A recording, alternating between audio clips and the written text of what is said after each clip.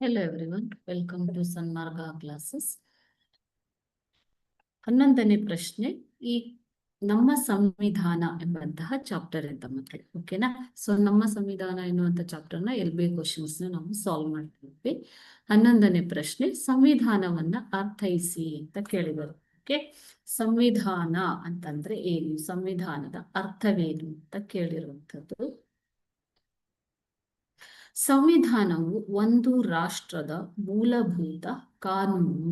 ಸಂವಿಧಾನದ ಏನಿಲ್ಲ, ಸಂವಿಧಾನವು ಒಂದು ರಾಷ್ಟ್ರದ ಮೂಲಭೂತ ಕಾನೂನಾಗಿದ್ದು ಇದರ ತತ್ವಗಳು ಮತ್ತು ನಿಯಮಗಳ ಸಂಕಲನವನ್ನ ಸಂವಿಧಾನ ಎಂದು ಕರೆಯಲಾಗಿದೆ. ಯಾವುದೇ ಒಂದು ರಾಷ್ಟ್ರದಲ್ಲಿ ಸರ್ಕಾರವು ಕೆಲವು ಮೂಲಭೂತ ತತ್ವಗಳು ಮತ್ತು ನಿಯಮಗಳಿಗೆ ಅನುಗುಣವಾಗಿ ಕಾರ್ಯವನ್ನ ನಿರ್ವಹಿಸುತ್ತದೆ. ಯಾವುದೇ ಒಂದು ರಾಷ್ಟ್ರದಲ್ಲಿ ಸರ್ಕಾರವು ಕೆಲವು ಮೂಲಭೂತ ತತ್ವಗಳು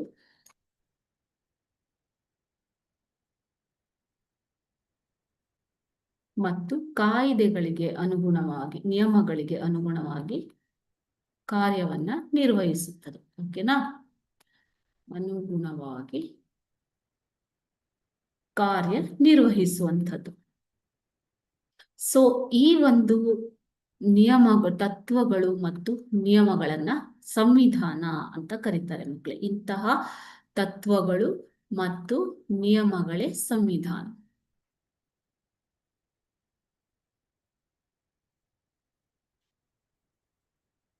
ಸಂವಿಧಾನವು ಒಂದು ರಾಷ್ಟ್ರದ ಮೂಲಭೂತ ಕಾನೂನು.